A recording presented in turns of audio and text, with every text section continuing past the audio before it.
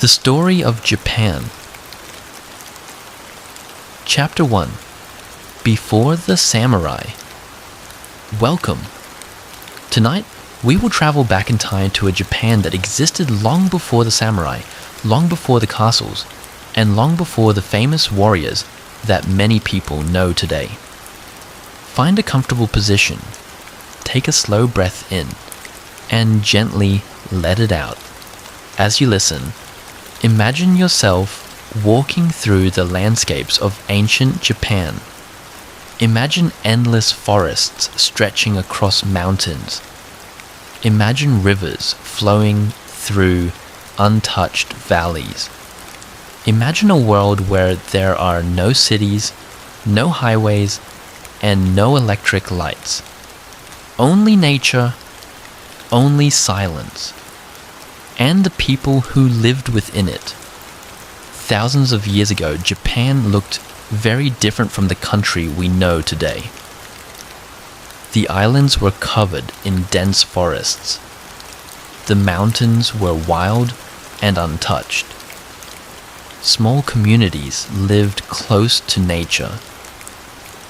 These people hunted deer and wild boar. They gathered nuts, berries, and edible plants. They fished in rivers and along the coast. Life depended on the seasons. Every day required patience, knowledge, and cooperation. Historians call this period the Jomon period. It began more than 10,000 years ago. What makes the Jomon people remarkable is that they created some of the oldest pottery in human history. Imagine that for a moment. Thousands of years before many famous civilizations reached their peak, people in Japan were already shaping clay into beautiful containers.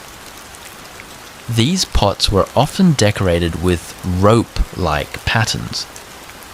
That is why the period is called Jomon, which means rope pattern. The pottery tells us many stories. It tells us what people ate. It tells us how they lived.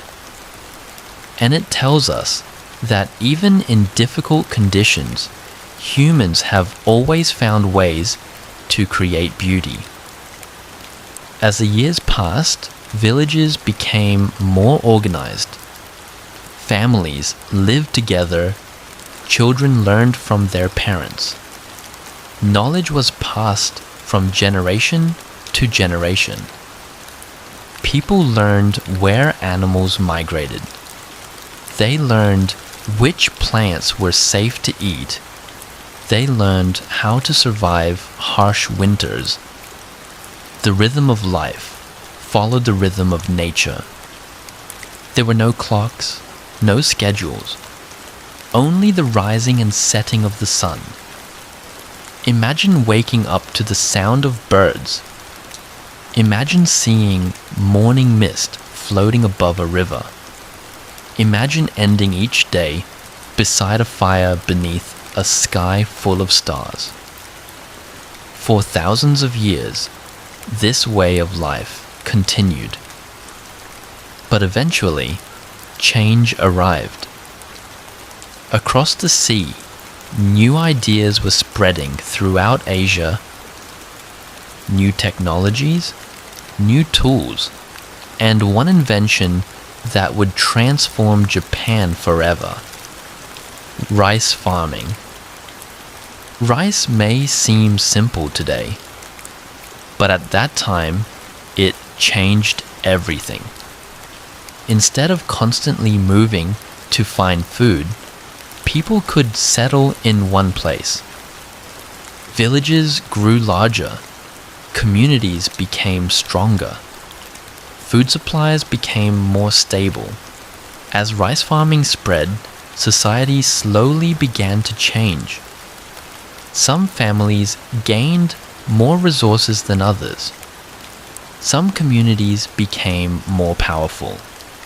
Leadership became increasingly important. and for the first time, social differences began to emerge.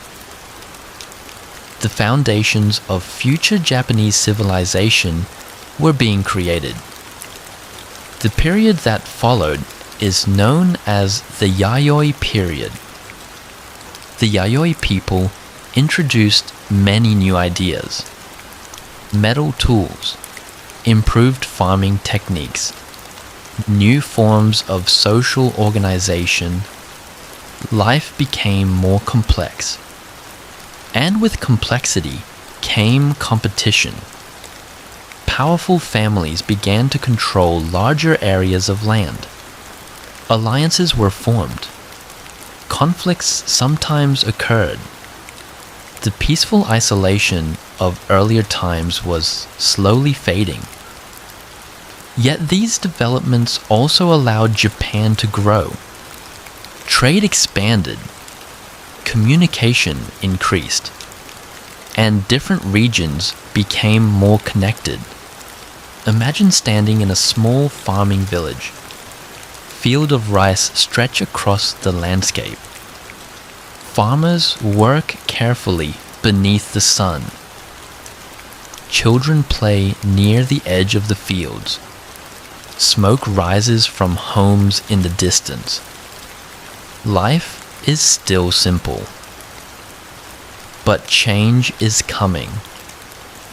Over the centuries, certain leaders became increasingly influential. Their authority extended beyond a single village. Their decisions affected entire regions. The earliest foundations of government were beginning to appear.